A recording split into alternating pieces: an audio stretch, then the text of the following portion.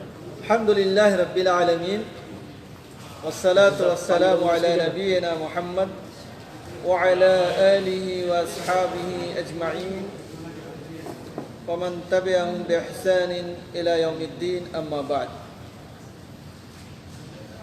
محترم بھائیوں،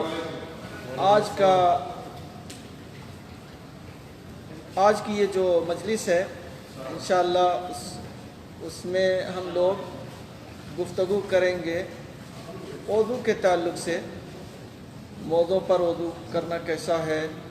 اس سے پہلے کچھ نواقض وضو وغیرہ پر گفتگو ہو چکی ہے۔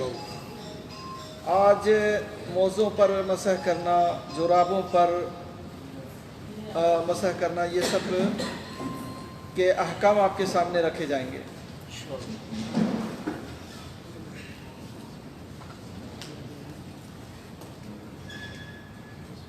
مسح کس کو کہتے ہیں؟ یعنی تعبد الہی کی خاطر مخصوص انداز میں موضوع پر ہاتھ پھیرنا مسح کہلاتا ہے۔ آپ دیکھتے ہوں گے لوگ موزہ پہنتے ہیں اور اس پر مسح کرتے ہیں، اور بہت سے لوگ پوچھتے بھی ہیں کہ یہ کون سا طریقہ ہے، اپنے یہاں ہم نے دیکھا نہیں ہے، یہاں پر لوگ مسح کرتے ہیں۔ تو اگر آپ وضو کیے ہوئے ہیں، پاکی حاصل کیے ہوئے ہیں، پھر اس کے بعد آپ موزہ پہنتے ہیں تو اس پر مسح کر سکتے ہیں۔ اور ضروری نہیں ہے کہ موزہ چمڑے کا ہو، چمڑے کا بھی ہو، موٹے اون کا ہو، یعنی جس سے ستر پوشی ہو رہی ہے پیر کی، اس لیے کہ شریعت نے آسانی پیدا کی ہے۔ شریعت نے آسانی پیدا کی ہے۔ اگر آپ صرف چمڑے کی شرط لگا دیں گے، اور آج کے زمانے میں لوگ چمڑے کا موزہ نہیں پہنتے ہیں، تو یہ اس آسانی سے لوگ محروم ہو جائیں گے۔ اس لیے یہاں کے علماء، شیخ ابن باز، شیخ ابن عثیمین وغیرہ، یہ لوگ کہتے ہیں کہ جو آج کل کا موضوع چل رہا ہے کپڑے وغیرہ کا، تو اس پر مسح کر سکتے ہیں، جائز اور درست ہے۔ مسح کی مشروعیت، بندوں پر آسانی کی خاطر اللہ نے مقیم اور مسافر لوگوں کو موزوں، پگڑیوں پر مسح کرنا مشروع قرار دیا ہے، تاکہ وضو کرنے والے ان کے نکالنے کی مشقت اور دشواریوں سے بچ سکیں، کیونکہ اللہ تعالیٰ نے اس دین کو آسانی اور سہولت کا دین بنایا ہے۔ موضوع پر مسح کی مشروعیت اللہ کے رسول صلی اللہ علیہ وسلم اور صحابہ کرام سے عملاً ثابت ہے۔ ان لوگوں نے عمل کر کے دکھایا ہے۔ جیسا کہ بلال رضی اللہ عنہ بیان فرماتے ہیں، مسح علی الخفین والخمار، رسول اللہ صلی اللہ علیہ وسلم نے موزوں اور پگڑی پر مسح کیا۔ صحیح مسلم کی روایت ہے۔ اور امام احمد بن حنبل رحمہ اللہ فرماتے ہیں کہ مسح کے متعلق اللہ کے نبی صلی اللہ علیہ وسلم سے 40 حدیثیں مروی ہیں، یعنی کثرت سے حدیثیں مروی ہیں۔ اور یہ ضروری نہیں ہے کہ آپ موزہ جاڑے کے موسم میں، ٹھنڈک کے موسم میں پہنیں، کبھی بھی پہنیں، کسی بھی وقت پہن لیں، جائز ہے۔ حالانکہ بعض لوگ، ایک عالم تھے مجھ سے کہنے لگے، لوگ گرمی میں موزہ پہن کر کے مسح کرتے ہیں۔ بھائی گرمی میں پہنے، جاڑے میں پہنے، کوئی مشکل نہیں ہے، یہ آسانی کے لیے ہے۔ اصل میں ہمارا دین جو ہے نا بہت آسان ہے، فطرت کے مطابق ہے، عقل کے مطابق ہے، لیکن بعض لوگ اس کو مشکل بنا دیتے ہیں، بعض لوگ اس کو بہت مشکل بنا دیتے ہیں۔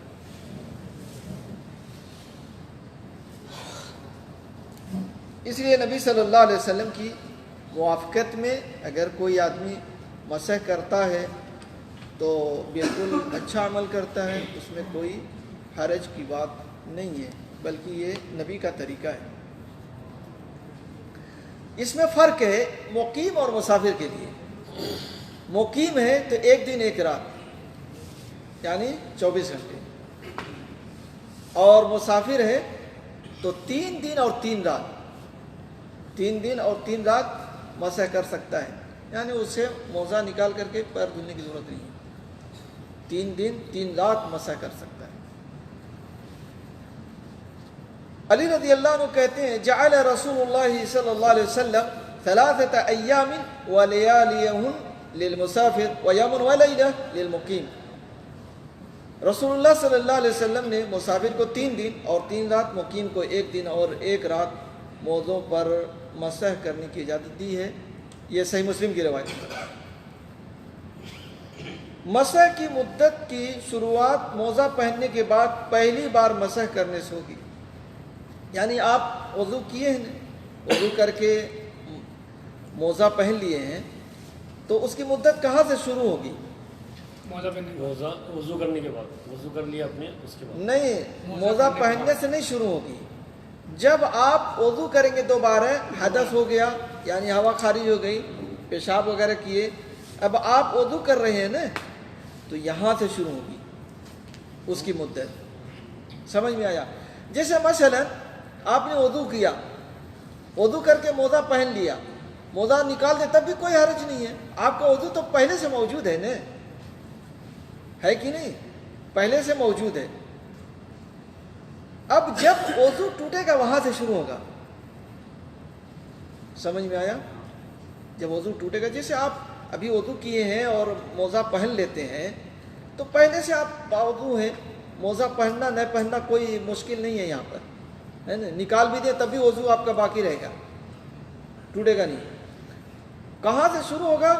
جب آپ وضو کریں گے، یعنی آپ کو حدث لاحق ہو گیا، پیشاب پیخانہ یا کوئی اس طرح کی حاجت ہو گئی، یا نیند سو گئے، نیند میں ہو گئے، آپ سو گئے گہری نیند، تو وضو ٹوٹ جاتا ہے۔ اگر نہیں، 24 گھنٹے کے بعد دوبارہ پہننا، اس میں دھونے کی ضرورت نہیں ہے۔ موزہ اگر آپ کا یا کوئی بھی کپڑا، دیکھیے میلا ہونا الگ بات ہے، ناپاکی دوسری چیز ہے۔ کپڑا میلا ہے لیکن ناپاک نہیں ہے۔ اگر فجر میں وضو کر لیے، موزہ پہن لیے، ہاں اور کچھ بھی کھائی نہیں تو زور کی نماز بھی پڑھ سکتے ہیں وضو میں؟ ہاں پڑھ سکتے ہیں، ہوا نہیں خارج ہوئی تو پھر تو کوئی مشکل ہی نہیں ہے نا؟ آپ کو وضو بنانے کی بھی ضرورت نہیں ہے، بنا لے تو مطلب ثواب ڈبل ملے گا، لیکن کوئی ضروری نہیں ہے۔ اسی طرح سے موزوں پر مسح کرنے کا کیا طریقہ ہے؟ آدمی پانی سے اپنا ہاتھ بھگوئے، پھر اپنے دائیں ہاتھ سے دائیں پیر کے موزے کے اوپری حصے پر اپنی انگلیوں سے پلی تک ایک ہی مرتبہ مسح کرے، موزے کے نچلے حصے پر اور پیچھے مسح کرنے کی ضرورت نہیں ہے، اور بائیں ہاتھ سے بائیں موزے پر اسی طرح مسح کرے۔ یعنی آپ کو دائنا ہاتھ لیں اور جو انگلیاں ہیں پیر کی وہاں سے لیتے ہوئے تھوڑا اوپر تک آپ لے کر کے آئیں، یہ مسح ہو گیا۔ اور اس ہاتھ سے بائیں ہاتھ سے بائیں پیر پر مسح کر لیں، اوپر حصے میں۔ بعض لوگ نیچے کرتے ہیں، نیچے نہیں کرنا ہے، سمجھ میں آیا؟ اوپر کرنا ہے، ہاں یہی طریقہ سنت کا ہے۔ موزوں پر مسح بعض چیزوں سے باطل ہو جاتا ہے، جیسے پیر سے موزہ نکال لیا جائے۔ آپ کو حدث ہو گیا تھا، مان لیجیے پیشاب کر لیے تھے، پھر آپ نے مسح کیا موزوں پر، پھر موزے کو آپ نکال لیتے ہیں، سمجھ میں آیا؟ تو وضو ٹوٹ جائے گا۔ جب غسل لازم ہو جائے، جیسے احتلام ہو گیا کسی کو، تو اب موزے پر مسح نہیں ہے، اب غسل کی حاجت ہو گئی ہے، اس کو غسل کرنا ہے تو موزہ ہر حال میں اس کو نکالنا ہے۔ سمجھ میں آیا کہ نہیں؟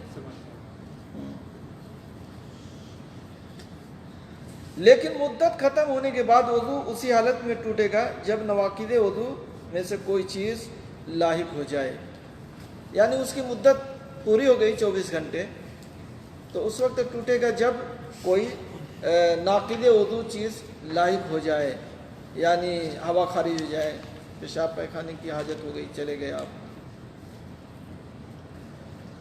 تب وضو ٹوٹے گا۔ سمجھ میں آیا کہ نہیں؟ یعنی موزہ پہنے ہوئے ہیں تو آپ اس پر مسح کر رہے ہیں، ٹائم ہو گیا ہے 24 گھنٹے، لیکن ابھی آپ نے مسح کیا 24 گھنٹے سے پہلے ہی مسح کر لیا ہے، تو اب جب وضو ٹوٹے گا تب وہ اس کا ٹائم ختم ہوگا۔ ایک ہاتھ سے دونوں کو مسح نہیں کر سکتے؟ کر سکتے ہیں، کیوں نہیں کر سکتے؟ پر مانے جاتا سنا سر کہ سیدھا ہاتھ پیروں پہ نہیں کرتے، الٹے ہاتھ سے ہم نے پیروں کو جو بھی کرنا الٹے ہاتھ سے کرنا۔ نہیں، دائیں ہاتھ سے کوئی حرج نہیں ہے۔ پیر ایسا تو نہیں ہے کہ گندا رہتا ہے کہ نہیں؟ گندگی جیسے پیشاب پیخانہ وغیرہ دھلنا ہے تو بایاں ہاتھ استعمال کریں۔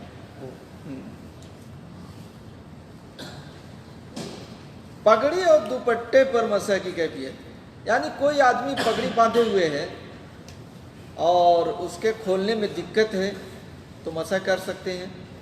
اسی طرح سے عورت اپنے سر پر کوئی کپڑا باندھے ہوئے ہے جسے کھولنے میں دقت ہے تو اس پر مسح کر سکتی ہے عورت۔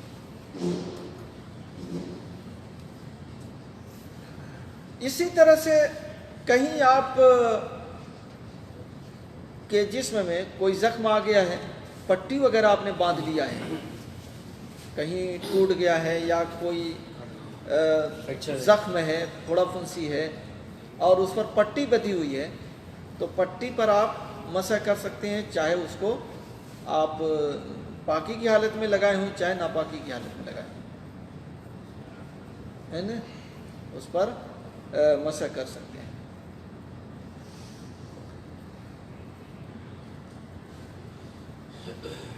وضو کو توڑنے والی چیز،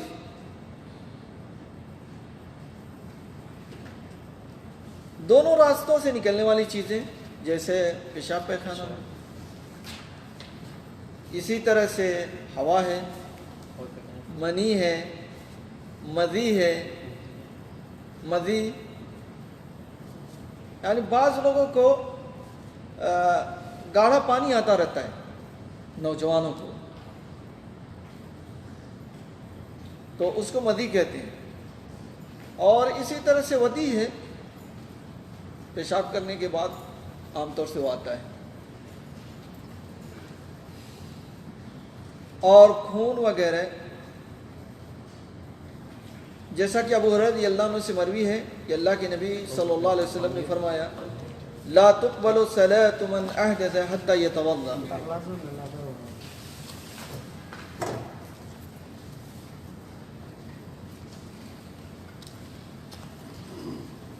اللہ تعالیٰ تم میں سے کسی کی نماز قبول نہیں فرماتا جب کہ اسے حدث لاحق ہو، جب تک وضو نہ کر لے۔ یعنی کسی آدمی کو پیشاب پیخانہ یا ہوا وغیرہ خارج ہوئی ہے تو وضو ٹوٹ گیا اور اس کی نماز قبول نہیں ہوگی اگر اس حالت میں وہ نماز پڑھتا ہے۔ وضو کرنا اس کے لیے ضروری ہے۔ خون کے بارے میں اختلاف ہے، سمجھ میں آیا؟ شیخ ابن باز وغیرہ کہتے ہیں کہ خون نکلنے سے، خون اگر پیشاب پیخانے کے راستے سے نکلے تو وضو ٹوٹ جائے گا، اس میں تو کوئی شبہ نہیں۔ الٹی آنے سے بھی نہیں ٹوٹتا۔ تو خون اگر کہتے ہیں کہ تھوڑا سا خون ہے تو کوئی حرج نہیں ہے، لیکن کسی کو زیادہ خون آ جائے تو بہت سے علماء اس طرف گئے ہیں کہ وہ ناقض وضو ہے، اس لیے احتیاطاً وضو کر لینا چاہیے، احتیاطاً، تاکہ اختلاف سے نکل جائے آدمی۔ دین کے معاملے میں احتیاط آدمی کر لے تو اچھا ہے۔ اسی طرح سے گہری نیند میں آدمی سو گیا تو وضو ٹوٹ گیا۔ اگر کوئی آدمی چیت لیٹ کر کے سو رہا ہے تو اس میں تو گہری نیند آنی ہی ہے، یا گہری نیند کر لیجیے اسی حالت میں عام طور سے آتی ہے، لیکن بیٹھے ہوئے لوگوں کو گہری نیند نہیں آتی، وہ جیسی گہری نیند آتی ہے وہ گرنے لگتے ہیں۔ لیکن کوئی ٹیک وغیرہ لگا لے آدمی تو ممکن ہے اس کو گہری نیند آ جائے تو پھر اس کا وضو ٹوٹ جائے گا۔ جو بندھن ہوتا ہے نا وہ کھل جاتا ہے۔ اللہ کے نبی صلی اللہ علیہ وسلم گہری نیند سو جاتے تھے پھر بھی آپ کا وضو نہیں ٹوٹتا تھا، اس لیے کہ حضرت عائشہ رضی اللہ عنہ خود پوچھتی ہیں نبی صلی اللہ علیہ وسلم سے کہ آپ جو ہے وطر پڑھنے کے بعد سو جاتے تھے، یہاں تک کہ ناکوں سے آواز آنے لگتی تھی، پھر آپ نماز پڑھنے چلے جاتے تھے۔ تو نبی صلی اللہ علیہ وسلم سے پوچھا تو آپ نے فرمایا کہ میری آنکھیں سوتی ہیں، دل جاگتا ہے، اور ہم لوگ کیا دل اور آنکھ دونوں سو جاتے ہیں۔ سمجھ میں آیا؟ علی رضی اللہ عنہ سے مروی ہے کہ اللہ کے نبی صلی اللہ علیہ وسلم نے فرمایا العین وقاء الصح فمن نام فلیتوضا، آنکھیں دبر کا تسمہ ہے لہذا جو سو جائے وضو کرے۔ ابن ماجہ کی صحیح روایت ہے۔ تیسری چیز، بلا حائل آدمی اپنے آلے تناسل کو چھو لے، یعنی بغیر کپڑے کے۔ سمجھ میں آیا؟ اندر سے ہاتھ ڈال کر کے چھو لیا، یا عورت اپنی شرمگاہ کو چھو لے تو وضو ٹوٹ جاتا ہے۔ مس ذکرہ فلیتوضا، جس شخص نے اپنا آلے تناسل چھوا وہ وضو کرے۔ سنن ابو داؤد کی صحیح روایت۔ کپڑے کے اوپر نہیں، کپڑے کے اوپر سے نہیں ٹوٹتا، کپڑے کے اوپر سے نہیں ٹوٹتا۔ چوتھے نمبر پر ہے ہر وہ چیز جس سے غسل واجب ہوتا ہے، جس سے غسل واجب ہوتا ہے اس سے وضو بھی ضروری کرنا ہے، اس سے وضو ٹوٹ ہی جائے گا، جیسے جنابت ہے، حیض ہے، نفاس ہے۔ اسی طرح سے آدمی مرتد ہو جائے، مرتد کے معنی کیا ہوتا ہے؟ دین کو بدلنا، دین کو چھوڑنا، دین سے نکل جانا، دین سے نکل گیا تو وہ بھی وضو ٹوٹ جاتا ہے۔ چھٹی چیز ہے اگر اونٹ کا گوشت کھا لے تو وضو ٹوٹ جائے گا۔ اونٹ کا گوشت کھانے سے جابر بن سمرہ رضی اللہ عنہ کہتے ہیں کہ ایک شخص نے نبی صلی اللہ علیہ وسلم سے پوچھا کہ کیا بکری کا گوشت کھانے کے بعد وضو کرنا ضروری ہے؟ تو آپ صلی اللہ علیہ وسلم نے فرمایا ان شئت فتوضا وان شئت فلا توضا۔ قال اتوضا من لحوم الابل؟ قال نعم فتوضا من لحوم الابل۔ اللہ کے نبی فرماتے ہیں اگر تم وضو کرنا چاہو بکری کا گوشت کھانے سے تو کرو، اگر نہ کرنا چاہو تو نہ کرو۔ تو انہوں نے پوچھا کیا اونٹ کے گوشت سے وضو کیا جائے گا؟ تو آپ نے فرمایا ہاں تم اونٹ کے گوشت سے وضو کرو۔ یہ صحیح مسلم کی روایت ہے۔ اسی لیے آپ دیکھتے ہوں گے، بلکہ بعض لوگوں نے بتایا یہاں عرب کے لوگ بھی کتنے مطلب سمجھدار اور پڑھے لکھے لوگ ہیں کہ محمد بن لادن کی مسجد میں، جو اسکان بن لادن میں نہیں ہے، محمد بن لادن بڑی والی مسجد میں کوئی سعودی کھانا لے کر کے آیا رمضان میں، کبسا وغیرہ تھا، تو اس نے لوگوں سے بتا دیا کہ دیکھو یہ اونٹ کا گوشت ہے کبسے میں، اس لیے کہ عام طور سے رمضان میں افطاری کے وقت لوگ وضو کر کے آتے ہیں، ہے نا، افطاری کرتے ہیں اور جو کچھ میسر ہوتا ہے کھا پی لیتے ہیں، پھر اسی وضو سے نماز پڑھتے ہیں۔ تو اس نے بتایا کہ اونٹ کا گوشت ہے، اس لیے جو لوگ کھائیں تو وضو کر لیں۔ اسی طرح سے اگر آپ دودھ پی لیں اونٹ کا تو وضو کرنا پڑے گا کہ نہیں کرنا پڑے گا؟ نہیں، اونٹ کے دودھ سے نہیں ہے، گوشت سے۔ کس لیے گوشت کھانے سے وضو بنانا پڑتا ہے؟ کس لیے؟ دیکھیے یہ تو اللہ کے نبی صلی اللہ علیہ وسلم کا فرمان ہے، لیکن بہت سی حکمتیں لوگوں نے بیان کی ہیں، ابھی مجھے وہ سب حکمتیں ذہن میں نہیں ہیں۔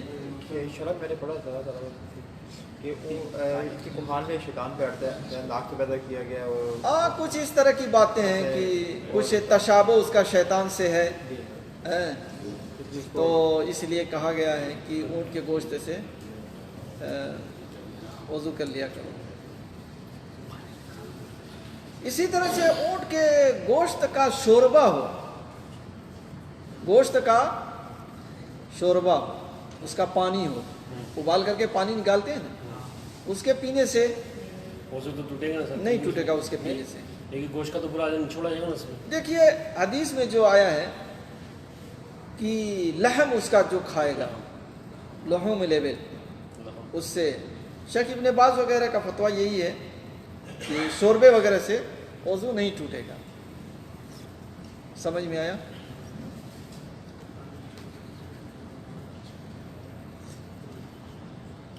طہارت میں شک ہونے پر کب وضو کرے؟ جس کو طہارت کے بارے میں یقین ہو اور حدث کے بارے میں شک ہو تو یقین پر بنا کرے، اسے وضو کرنے کی ضرورت نہیں. یعنی آپ کو یقین ہے کہ میں نے وضو کیا ہے لیکن شک ہو رہا ہے، پتہ نہیں، ہو سکتا ہے کہ ہوا نکلی ہو، دیر ہو گئی ہے، تو اس شک میں جانے کی ضرورت نہیں. یقین پر ہی اعتماد کر کے آپ کو نماز پڑھنا چاہیے. اگر آپ کو طہارت میں شک ہو، پتہ نہیں میں نے وضو کیا ہے کہ نہیں کیا ہے، سمجھ میں آیا، اسی میں شک ہے، آپ کو یاد نہیں آ رہا ہے صحیح سے کہ وضو کیا ہے کہ نہیں کیا ہے، تو پھر آپ وضو کیجئے وہاں پر. سجدہ میں کیا کہ نہیں کیا ایسا لگتا ہے نا. سجدہ میں ایک بار ایک سجدہ کر لیا، دوسرے سجدے میں ایسا لگتا ہے کیا نہیں کیا آپ نے بڑے پہ. نہیں، اگر سجدے کے بارے میں شک ہو جائے کہ آپ دوسرا سجدہ کیے کہ نہیں کیے تو آپ کر لیں سجدہ، دوسرا سجدہ کر لیں اور آخر میں سجدے سہو کر لیں. اس لیے کہ اگر ایک سجدہ آپ نے کیا تو سجدہ رکن ہے، رکن اگر نماز سے چھوٹ گیا تو نماز ہی نہیں ہوگی. ایک ہی سجدہ رکنا ہے یا دونوں؟ ایک ہی سجدہ رکنا ہے نا، دوسرا تو سنت ہے. نہیں، دونوں سجدے رکن ہیں. اگر دوسرا سنت ہے تو پھر ایک سجدہ آدمی کر لے، دوسرے میں کوئی حرج نہیں ہے. اگر وہ بھول گیا تو وہ سجدے سہو کر لے، لیکن دونوں سجدے رکن ہیں، دونوں سجدہ رکن ہے، دونوں کو کرنا ہے. انسان کے بدن سے جو چیزیں نکلتی ہیں ان کی دو قسمیں ہیں. اسی طرح سے بعض لوگ اپنے پیٹ میں کچھ چیزیں سمجھتے ہیں کہ وہ لگتا ہے کہ کچھ آواز نکل رہی ہے، ہوا نکل رہی ہے، تو یہ سب وسوسے ہیں. حدیث میں آتا ہے حتی یسمع صوتا او یجد ریحا، یعنی آپ یا تو آواز سن لیں یا بدبو آنا شروع ہو جائے تو آپ سمجھ لیں کہ وضو ٹوٹ گیا ہے. لیکن ایسے صرف ایک تفکر ذہن میں آ رہا ہے تو اس شخص صبح میں مطلع ہو کر کے، اس وسوسے میں مطلع ہو کر کے پریشان ہونے کی ضرورت نہیں ہے. شیطان ایسے پریشان کرتا ہے. انسان کے بدن سے جو چیزیں نکلتی ہیں ان کی دو قسمیں ہیں، پاک چیزیں اور ناپاک چیزیں. پاک چیزیں کیا ہیں؟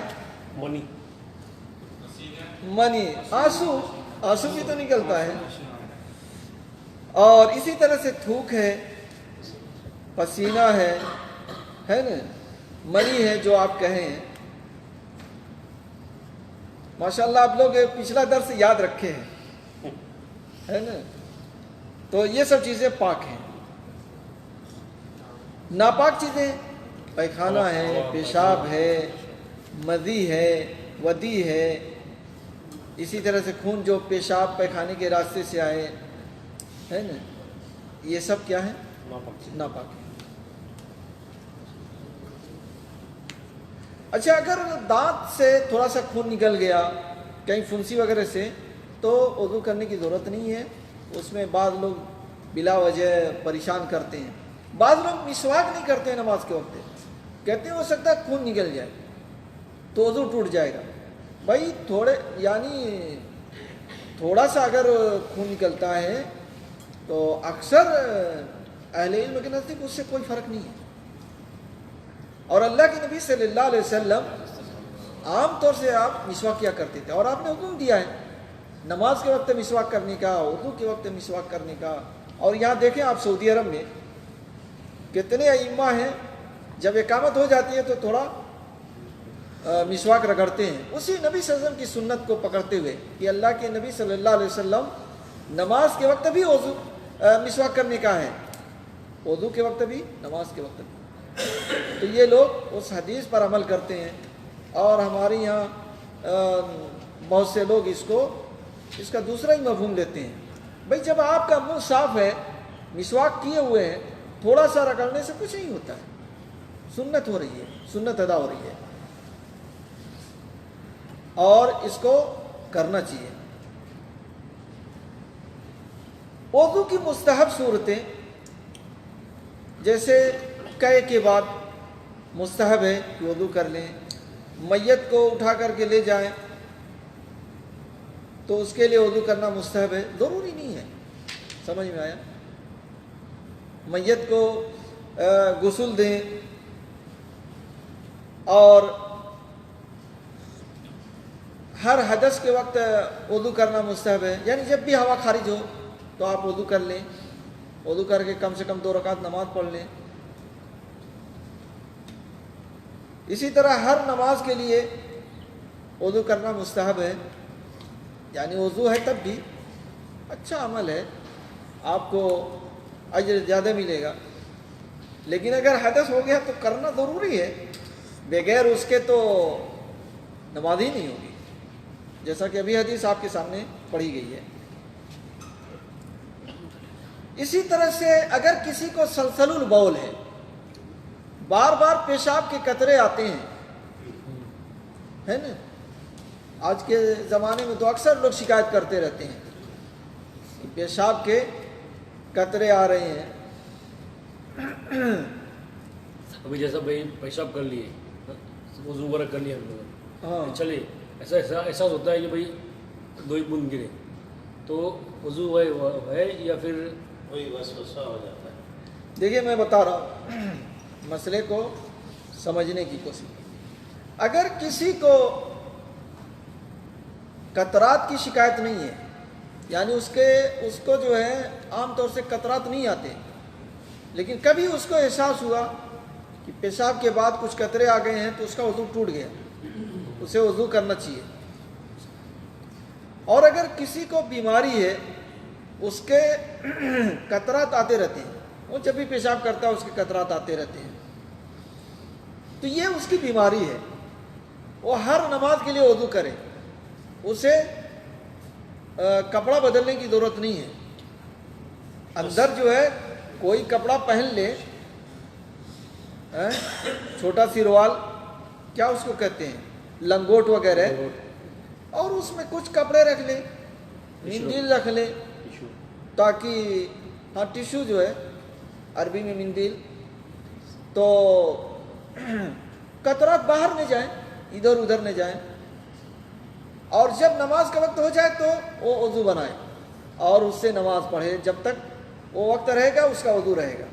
یعنی جیسے مان لیجئے ظہر کا وقت ہے، زوال کے وقت وضو بنا لیا تو عصر تک اس سے وہ نماز پڑھ سکتا ہے، اس سے طواف کر سکتا ہے، قرآن لے کر کے ہاتھ میں پڑھتا رہے، کوئی حرج نہیں۔ پھر اثر ہوگا تو پھر جب عصر کا وقت ہو تو عصر کے لیے نیا وضو کرے۔ نیا وضو بنا۔ ہاں، اسی طرح سے عورتوں کو بھی ہوتا ہے، ان کو ایک بیماری ہوتی ہے استحاضہ کی بیماری، جس میں بار بار یعنی مسلسل خون آتا رہتا ہے، جیسے عورتوں کو حید کا خون آتا ہے، یہ کالا خون ہوتا ہے، بدبودار گاڑھا خون ہوتا ہے، اور ایک بیماری کا خون ہوتا ہے۔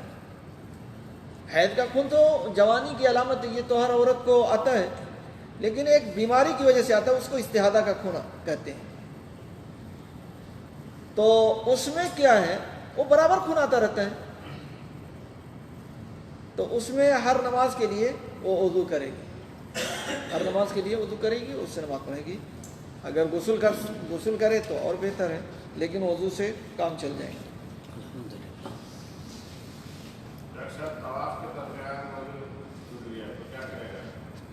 طواف کے دوران وضو ٹوٹ گیا تو وہ جا کر کے وضو بنائے، اور جہاں سے ٹوٹا ہے جس جگہ سے وہاں سے شروع کر دے۔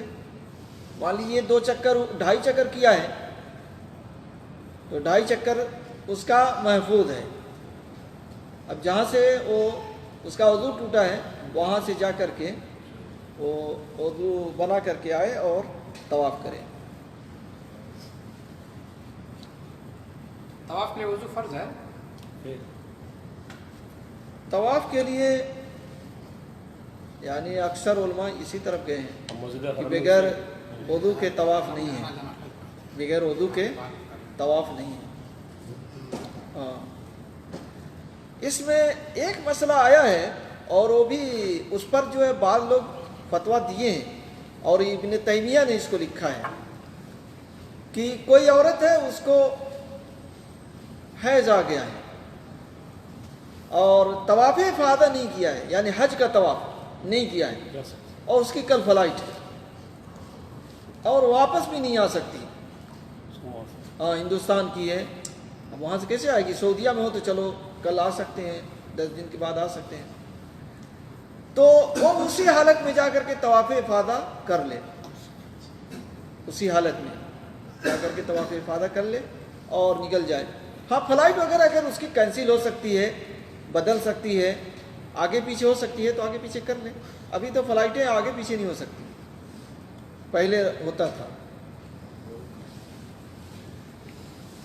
اسی طرح سے کہتے ہیں نقصیر ناک کے راستے سے نکلنے والا خون، پائریا مسوڑوں کے خون نکلنے سے وضو نہیں ٹوٹتا۔ اسی طرح معمولی اونٹ سے بھی بیوی کا بوسہ لینے یا محض اسے چھونے سے نہ اس سے روزہ ٹوٹتا ہے اور نہ ہی روزے پر اثر پڑتا ہے۔ معذرت چاہتا ہوں، ابھی لاسٹ ٹائم پہ کورونا سے حج آئے تھے تو لیڈیز کا اسی ہوا تھا، تو اس نے طواف ودا بھی نہیں کری اور ویسے چلی گئی۔ نہیں طواف ودا تو معاف ہے، طواف ودا معاف ہے۔ آپ ادھر چلے اگر طواف ودا میں کسی عورت کو حیض آ جاتا ہے تو جا سکتی ہے، اللہ کے نبی صلی اللہ علیہ وسلم نے رخصت دی ہے۔ یہ طواف زیارت کی بات کر رہا ہوں، طواف حج والا طواف، طواف افاضہ، اس کو طواف افاضہ بھی کہتے ہیں۔ وہ تو جو عرفہ سے جو آتے ہیں، ہاں عرفہ سے جب آتے ہیں، صحیح۔ بوسہ لینے سے وضو ٹوٹ جاتا ہے کہ نہیں ٹوٹتا ہے؟ میں ٹوٹتا میں ٹوٹتا ہاں؟ میں ٹوٹتا کوئی نوجوان ابھی شادی ہوئی ہے، بیوی کو بوسہ لیا، وضو ٹوٹ گیا کہ نہیں ٹوٹا؟ میں ٹوٹا۔ ہاں نہیں ٹوٹا، لیکن اگر کوئی چیز اعلی تناسل سے نکل جاتی ہے تو وضو ٹوٹ جائے گا، ہے نا؟ وہ کنٹرول نہیں کر پایا اور کچھ چیزیں نکل گئی تو وضو ٹوٹ گیا۔ اور منی نکل جائے تو وضو کیا ہو تو غسل واجب ہو جائے گا، اور منی چھلکتے ہوئے نکلتی ہے، جو اس طرح سے نکلتی ہے وہ دھات ہے، بیماری ہے، چکٹ ہاں۔ جو نکلتا ہے۔ تو بس شو ہے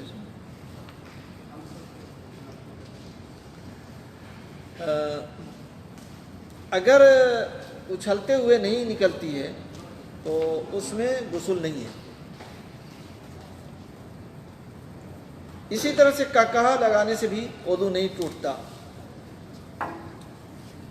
شرمگاہ پر نظر پڑنے سے بھی وضو نہیں ٹوٹتا۔ شرمگاہ پر وضو نظر پڑنے سے وضو نہیں ٹوٹتا۔ اگر وضو کر لیے، غسل کر لیے، کپڑے پہننے کڑے میں اس پہ نظر گئی تو وضو نہیں ٹوٹے گا۔ نہیں ٹوٹے گا۔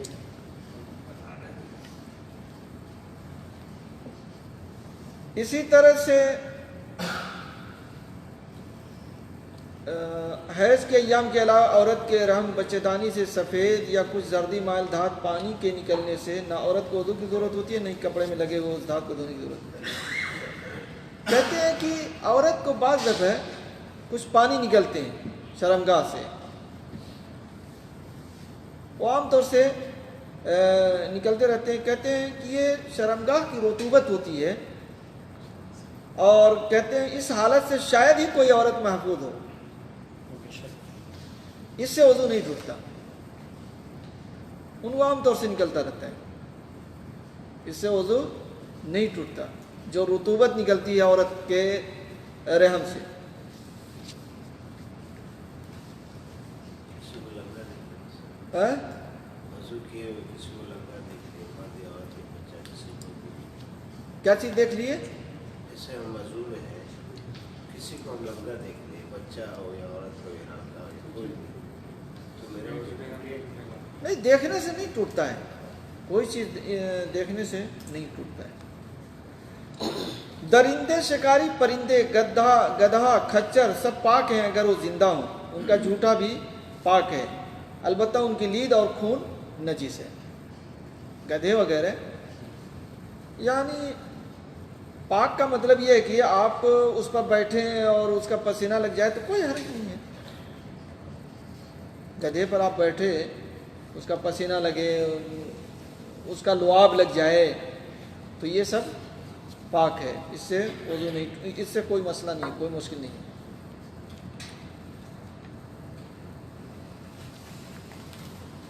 اب چلتے ہیں غسل کی طرف.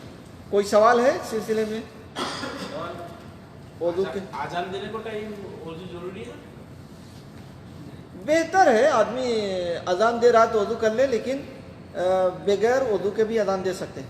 ہاں دیا سیکھا. ہاں بغیر وضو کے بھی کپڑا صاف اذان دے ہوتا سکتے ہیں، آزان کوئی حرج دے نہیں. ہاں؟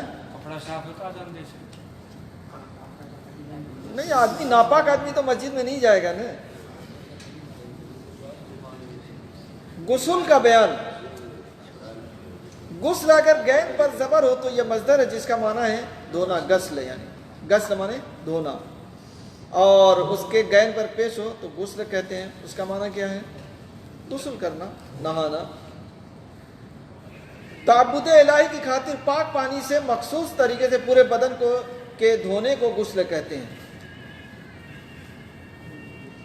غسل کا طریقہ تو آپ جانتے ہی ہیں، یعنی ظاہری طریقہ کہ آدمی ناپاکی کے بعد پورے جسم کو پانی بہاتا ہے، پورے جسم کو دھوتا ہے. اور ایک ہوتا ہے کہ آدمی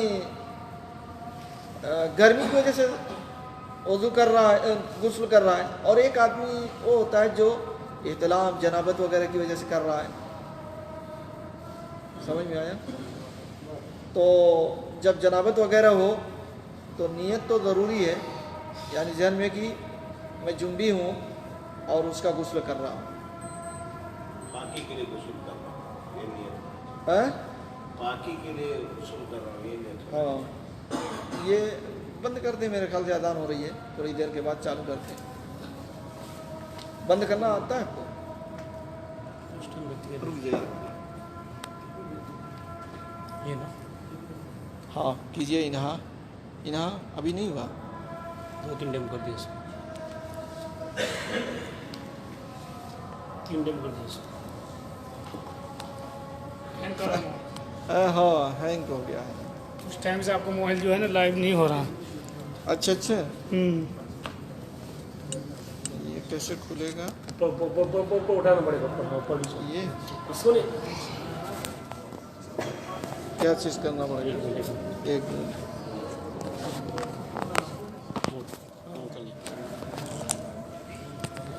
یہ اس ٹائم کا آپ کا موبائل جو ہے نا لائیو نہیں ہو رہا، وہ